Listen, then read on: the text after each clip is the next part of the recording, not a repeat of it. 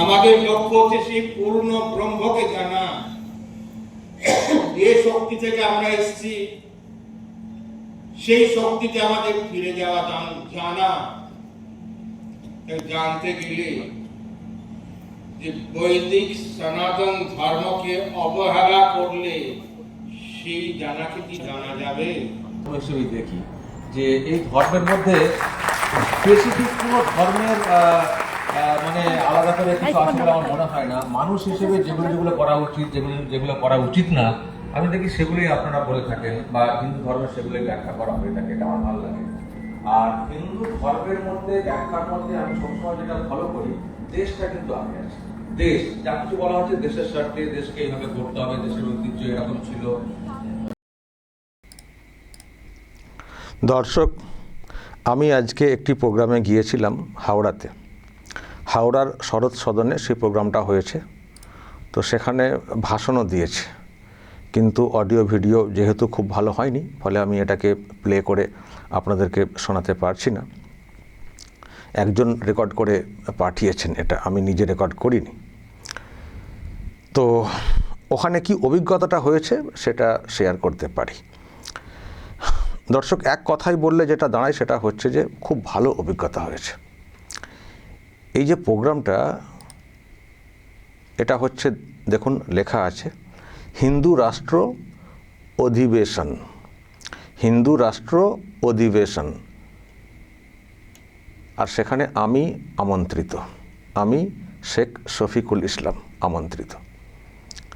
কিন্তু দর্শক, ওখানে গিয়ে আমার মনে হয়নি যে এটা আমাদের না, এটা মুসলিম বিরোধী। আমার কিন্তু ওখানে এতটুকু মনে হয়নি।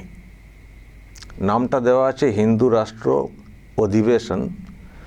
মহারাজরা এসছেন, ভাষণ দিয়েছেন। আমি ওখানে বেশ খানিকক্ষণ বসে বসে শুনেছি ওনারা কি বলছেন, হিন্দু রাষ্ট্র বলতে কি বোঝাচ্ছেন সব শুনেছি। তারপর আমাকে স্টেজে বসার জন্য ডাকেন, তারপর আমাকে একটু বলারও সুযোগ দেন। তো আমি যতক্ষণ ওখানে ছিলাম, শুরু থেকে শেষ পর্যন্ত, মানে বের হয়ে আসা পর্যন্ত, আমার কিন্তু একবারও মনে হয়নি যে এই যে প্রোগ্রাম এটা আমাদের না, এটা হিন্দুদের শুধু। আমার কিন্তু মনে হয়নি। এটা আমি প্রথমেই বলতে পারি। নামটা ওটা হিন্দু রাষ্ট্র অধিবেশন, কিন্তু এখানে যেসব চর্চা হয়েছে দর্শক, হিন্দু মানে আলাদা একটা ধর্ম, যেটা মুসলিমদের থেকে আলাদা, মানে ওই রকম কোনো কনসেপ্টই ছিল না। হিন্দু রাষ্ট্র বলতে যেটা আমি ওখানে বুঝলাম, যেটা আমি আমার ভাষণে ওখানে বলেওছি, যে আপনাদের না এই হিন্দু সনাতনী এসবের মধ্যে না একটা দেশের প্রতি একটা আবেগ থাকে। হিন্দু মানে আমি ভারতীয়, মানে এই ধরনের একটা ব্যাপার, এটা কিন্তু আপনাদের মধ্যে থাকে, যেটা আমাকে খুবই আকৃষ্ট করে। আমি ওখানে বলেছি, এবং এটা সত্যি। দেখবেন এই যে সনাতনী হিন্দু, দেখবেন যারা বলেন, এমনকি RSSের, আমি তো গেছি প্রোগ্রামে, সেখানে গিয়েও আমার ওই একই অভিজ্ঞতা হয়েছে। ওনাদের সবের মধ্যে দেশ, রাষ্ট্রবাদী যে বিষয়টা, এটা কিন্তু সবসময় ফুটে ওঠে। ফলে হিন্দু রাষ্ট্র অধিবেশন বলা হচ্ছে, কিন্তু ওখানে কিন্তু এরকম কিছু চর্চা হয়নি যে এইভাবে পুজো করতে হবে, ওই পুজো করতে হবে, এইভাবে অঞ্জলি দিতে হবে, এটা করলে আমরা স্বর্গলাভ করব। এই রকম আমি যতক্ষণ ছিলাম ওই রকম কোনো আলোচনাই হয়নি। ওখানে যেটা আলোচনা হয়েছে হিন্দু হিসেবে, জাস্ট ওটা একটা সংস্কৃতি হিসেবে, হিন্দু সংস্কৃতি।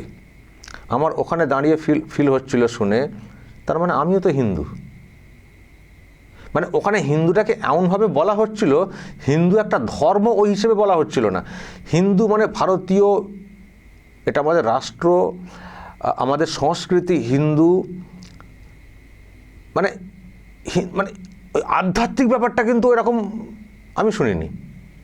আধ্যাত্মিক ভাবনা ওই টাইপের কিছু, মানে টোটালটার মধ্যেই আমার দেশ, আমি হিন্দু, আমাদের আলাদা সংস্কৃতি, আমাদের ওই ঐতিহ্য একটা আছে দীর্ঘদিনের, সেটাকে বহন করতে হবে, আমাদেরকে এসব বিষয়ে জানতে হবে, বুঝতে হবে। না জাগলে দেশকে কি করে রক্ষা করব, সবের মধ্যে না দেশকে রক্ষা করা আর ঐতিহ্যকে বহন করে নিয়ে যাওয়া, এটা আমার ওখানে শুনেছি আর কি আমার। তো সেসব শুনে আমার মনে হয়েছে, এবং আমার অভিজ্ঞতা আগেও খানিকটা ছিল, যেহেতু আমি আর বললাম RSSের প্রোগ্রামে গিয়েছিলাম ইত্যাদি, যে এইসব শুনে আমার কোথাও মনে হয়েছে আমরাও তো হিন্দু। কারণ হিন্দুর মধ্যে তো ধর্ম ব্যাপারটা নেই ওখানে, যা দেখলাম। কোনো ধর্মের অমুক ধর্ম খারাপ, ওরা জাহান্নামে চলে যাবে, এই নরকে চলে যাবে, এরকম কোনো চর্চাই নেই। জাস্ট সংস্কৃতি, ঐতিহ্য, ঋষি মুনিদের কিছু কথা, কিছু এই ভালো পথে চলার কিছু মন্ত্র, কিছু পথ নির্দেশিকা, এই। তো এর বাইরে আমার কিছু মনে হয়নি। আমি দর্শক, এবং একটা ছবি আপনারা দেখলেন, এই যে স্টেজে ছবিটা, আমি তো মুসলিম, শফিকুল ইসলাম, আর উনি তো হিন্দু সনাতনী। উনি আমাকে না ওখানে আমার ভাষণের শেষে এইভাবে জড়িয়ে ধরেন, ধরে বলেন যে আজকের প্রোগ্রামটা সার্থক, যে এমন আমার কথা বলেন, যে এসে উনি এমন বললেন, এবং মানে মনেই হচ্ছে না যে আমাদের মধ্যে কোনো বিভাজন আছে। আমরা সেটাই চাই। হিন্দু রাষ্ট্র মানে আমাদের মানে ঐতিহ্য মেনে রাষ্ট্রকে বহন করে নিয়ে যাওয়া, সেগুলোকে না ভুলে। কিন্তু এখানে এই না যে আমাদের আধ্যাত্মিক যে আছে না, মতপার্থক্য আছে, তাদের মধ্যে কোনো বিভাজন। আধ্যাত্মিক ভাবনা উপরওয়ালাকে ডাকার, চাওয়ার একটা ভিন্ন পন্থা হতে পারে, কিন্তু আমরা যেটা করতে চাইছি সেটা হচ্ছে আমাদের অতীত ঐতিহ্য মেনে এগিয়ে নিয়ে যাওয়া। আমাদের ঋষিমুনির দেশকে গড়ার জন্য তারা যেমন ভেবেছিলেন এবং গড়তে তারা যেভাবে সাহায্য করেছেন, এখন আমরাও চাই যে ওইভাবে ওই পথে এগোবো। দেশ তাহলে আমাদের আরও অনেক বেশি সমৃদ্ধ হবে। এটা না একটা ভাবনা, চেতনা, একটা মানে থিঙ্কিং বলা যায়। এটার মধ্যে মানে ওনাদের যে ভাবনা, হিন্দু সংস্কৃতি, এর মধ্যে কোনো ওই রকম ব্যাপারটা নেই। ধর্মীয় স্বর্গ নরক, অমক তমক, ওই ধর্ম খারাপ, এই ধর্ম ভালো, এরকম কোনো ভাবনাই লাগলো না। তো যখন এরকম আমি ভাষণ মানে কিছু শুনে আমিও বললাম, তো যা মনে হচ্ছে, তো আমিও তো মনে হচ্ছে হিন্দু সনাতনী, কারণ এখানে তো ধর্মের ব্যাপারে তো কিছু নেই। এবং আমি ওখানে প্রকাশ্যে দাঁড়িয়ে বললাম, আমি ওপেন বলেছি ওখানে, যে জানেন তো, আজকে আমার এখানে বলতে কোনো দ্বিধা লাগছে না, কোনো কুণ্ঠাবোধ হচ্ছে না, যা পরিবেশ দেখছি। কারণ হিন্দু রাষ্ট্র বলা হলেও অ্যাকচুয়ালি মুসলিম বিরোধী কোনো বিষয় বুঝছি না। তো আজকে আমি এখানে দাঁড়িয়ে বলছি যে আমি মুসলিম, ইসলাম ধর্মে বিশ্বাসী। আমার যেখানে বাড়ি আরামবাগে, আমার বাড়ির পাশে একটা মসজিদ আছে, মসজিদ করা হয়েছে, সেখানে আমারও কিন্তু একটা ওখানে উদ্যোগ আছে এবং নামাজ পড়ি।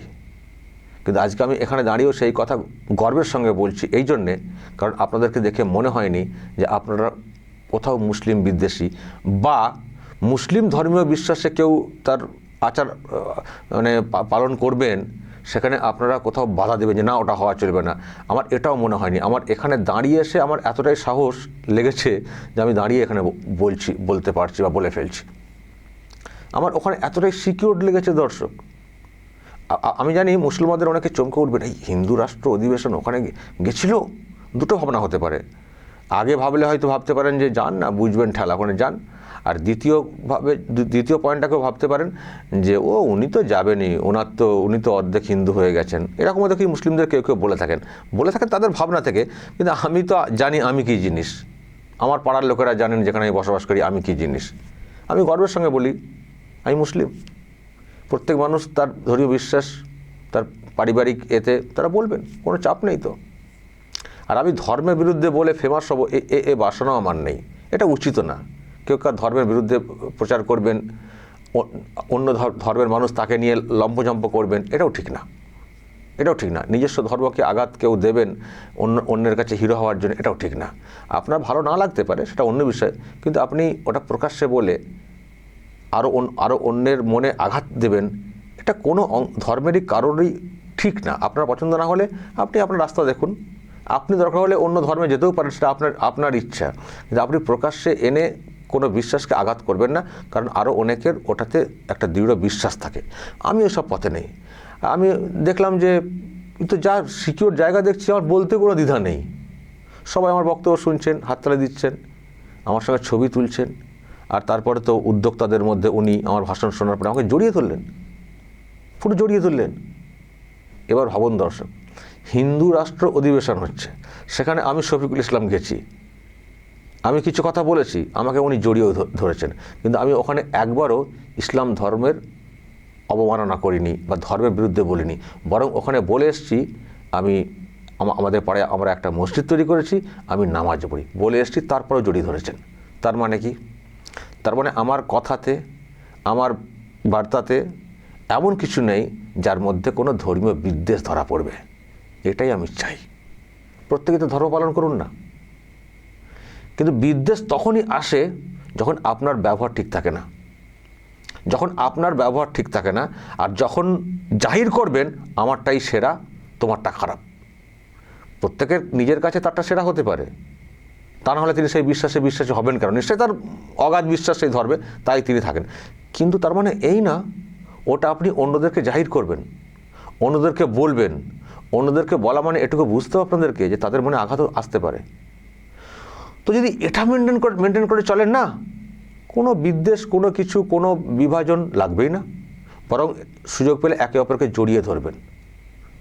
মানে এতটাই উনি আমার কথা শুনে খুশি হয়েছেন ওনারা, যে হঠাৎ করে আমাকে বলেন আপনাকে একটু আমরা একটু মানে কোলাকুলি করবো আর কি, ভাল লাগছে আপনার কথা শুনে। বাকি সবাই শুনলেন, মহারাজরাও শুনলেন, আমার ভালো লাগলো। আবারও বলছি, আমি কিন্তু ওখানে হিন্দুদেরকে খুশি করার জন্য কথা বলতে যাইনি, বা আমার ইসলাম ধর্মের বিরুদ্ধে কথা বলতে যাইনি। আমি জাস্ট কিছু মূল কথা বলেছি, যেটা আমি মনে প্রাণে বিশ্বাস করি, মন গড়া কথা না। আমি স্ক্রিপ্ট সাজিয়ে কথা বলি না, আমার ভিতরে যেটা আসে সেটাই প্রকাশ করে দিই। আমার মধ্যে কোনো ওই সং সাজার ব্যাপার নেই। আমি কতগুলো বিষয় উপলব্ধি করছি। তো দেখুন,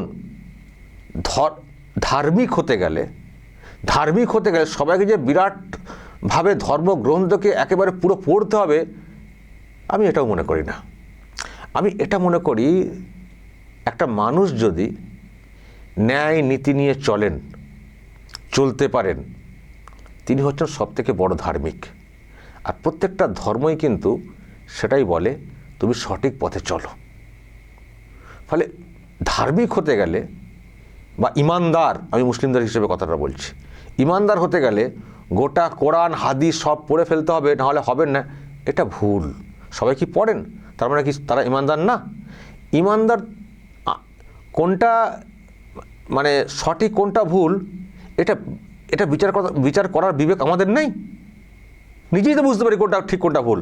আর দেখবেন যেটা আপনার বিবেক বলে, বিবেকের সঙ্গে কম্প্রোমাইজ না করে আপনার বিবেক যেটা দেখবেন সত্য, মানে ডিপলি বলছে এক মনে, দেখবেন সেটা সত্য এবং সেই পথেই ধর্ম বলে চলতে।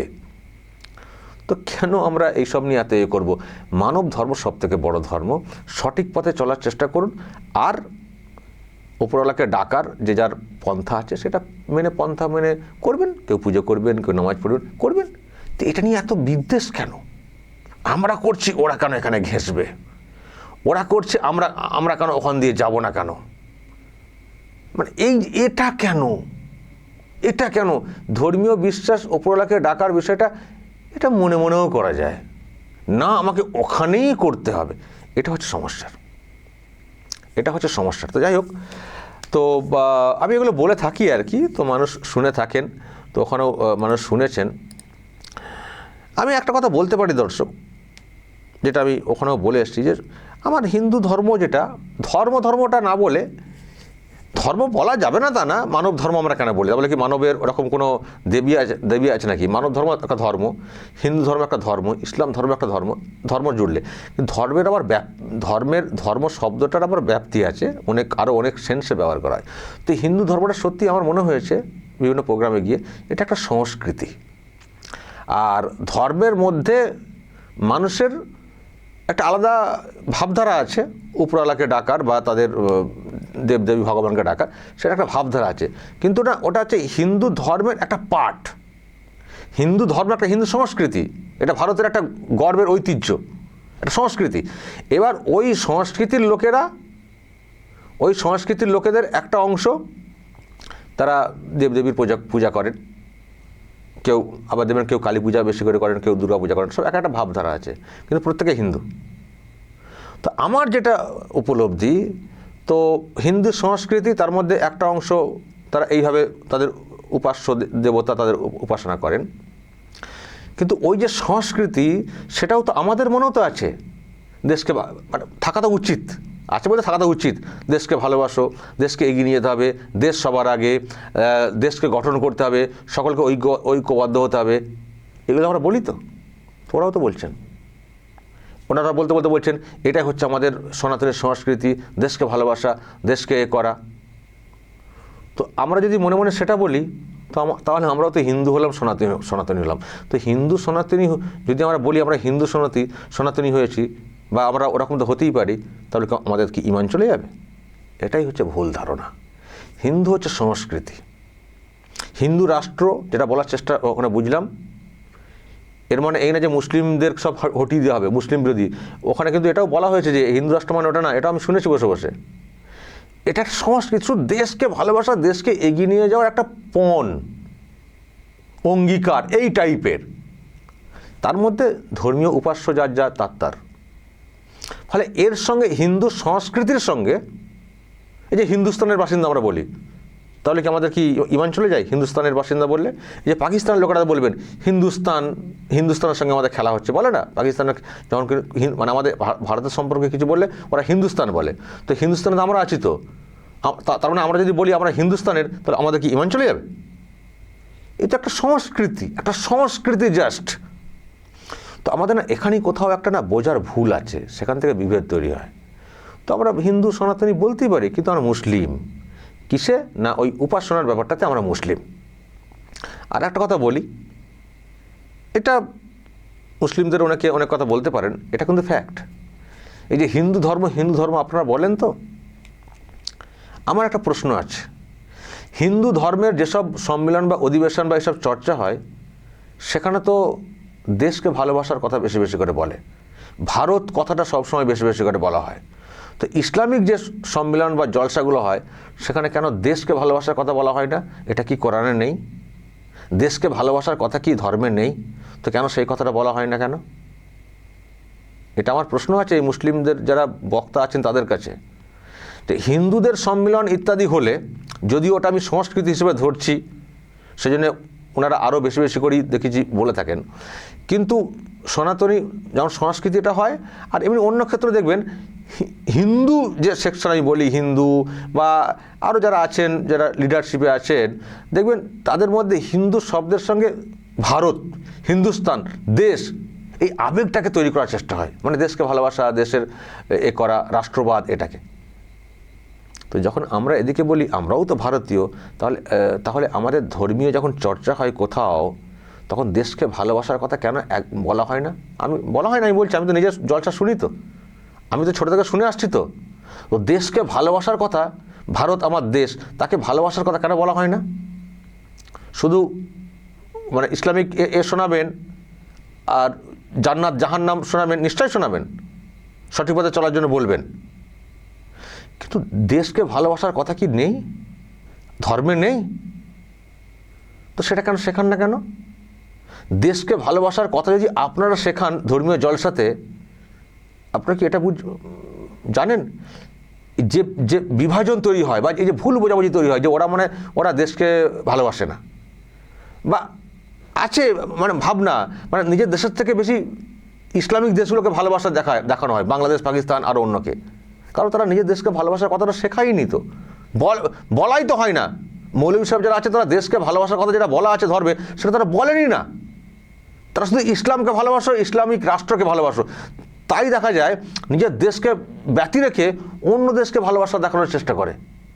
অন্য দেশের সঙ্গে আমার দেশের খেলা হলে বা কিছু হলে, অন্য দেশকে ইসলামিক রাষ্ট্র বলে তাকে সাপোর্ট করে। আমার দেশ মানে হেরে গেলে তাদের কোনো দুঃখ নেই, বরং তারা খুশি হবে অন্য দেশ, ইসলামিক দেশ আমাদেরকে হারিয়ে জিতলে। এটা কেন? এর কারণ হচ্ছে ওটা যারা এই ধর্ম সম্পর্কে আলোচনা করেন, তারা দেশকে ভালোবাসার কথা বলেন না, শেখান না। তা বলে কি ধর্মে নেই? আমি বিশ্বাস করি হ্যাঁ, ধর্মে আছে, ইসলাম ধর্মও আছে। দেশকে ভালোবাসতে শেখাও, দেশ সবার আগে আছে, কিন্তু মৌলভী সাহেবরা সেটা ব্যাখ্যা করেন না, জানান না, তাদের কোনো স্বার্থে। এখানেই সমস্যা। যারা ইসলাম ধর্ম ব্যাখ্যা করেন, তাদের ম্যাক্সিমাম লোক হচ্ছেন শুধু ওই হাদিস কোরআন জায়গা থেকে শিখে আসা। তাদের মধ্যে আধুনিক শিক্ষা নেই। খুব কম মানুষের মধ্যে, মৌলভী সাহেব, তাদের মধ্যে আধুনিক বিজ্ঞান শিক্ষা আছে। এই আধুনিক বিজ্ঞান শিক্ষা না থাকার কারণে তাদের বিচার বুদ্ধি মানে ওই অনেক কম হয়। শুধুই গল্প কথার ভিত্তিতে তারা প্রচার করেন, বলে থাকেন, সঠিক ব্যাখ্যা দেন না। যেটা প্রয়োজন, মানে ঐক্য সংহতি বজায় রাখার ক্ষেত্রে যেগুলো জরুরি, দেশকে এগিয়ে নিয়ে যাওয়ার জন্যে ঐক্যবদ্ধ থাকার যে বিষয়টা, সেসব বিষয়ে তারা কখনো বলেনি না। এটা হচ্ছে খুব খারাপ একটা ব্যাপার। এবং সেই জন্যে আমি নিজে থেকে বলছি, মুসলিম সম্প্রদায় সম্পর্কে আমাদের দেশে মানুষের মধ্যে ওই জন্য এরকম অনেক ভুল ধারণা তৈরি হয়ে রয়েছে এবং তার ইফেক্টও পড়ে, অশান্তিও হয়। তো এইসব তখনই দূর হবে যখন একটা বিষয়কে সামনে রেখে সবাই ঐক্যবদ্ধ হতে পারবেন। যেমন ধরুন একটা খেলা হয়, তো খেলাকে টার্গেট করে দেখবেন সবাই একটা টিমের সমর্থক হয়ে যান। সেই রকম খেলা তো সবসময় হচ্ছে না। একটাই আমাদের ঐক্যবদ্ধ হওয়ার জায়গা আছে, সেটা হচ্ছে দেশ।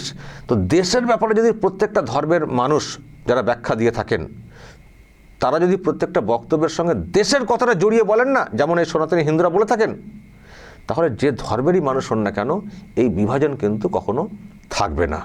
আর সেই সঙ্গে দেশ তত্তর করে এগোবে। যাই হোক, হিন্দু রাষ্ট্র বলে যেটা বলা হয়েছে, আমার ওখানে যেটা মনে হয়েছে, হিন্দু রাষ্ট্র মানে মুসলিম বিরোধী, খ্রিস্টান বিরোধী এরকম কিছু না। হিন্দু সংস্কৃতি, ঐতিহ্য পুরনো দিনের, সেগুলোকে ক্যারি করে নিয়ে যাওয়ার একটা বার্তা আমি জাস্ট ওখানে বুঝলাম। ফলে এটা নিয়ে আমার অ্যাটলিস্ট কোনো আপত্তি নেই। দর্শক বলবেন যদি আপনাদের এই নিয়ে আরও কিছু বলার থাকে, অবশ্যই বলবেন যা বলার, এবং নজর রাখবেন আরামবাগ টিভিতে।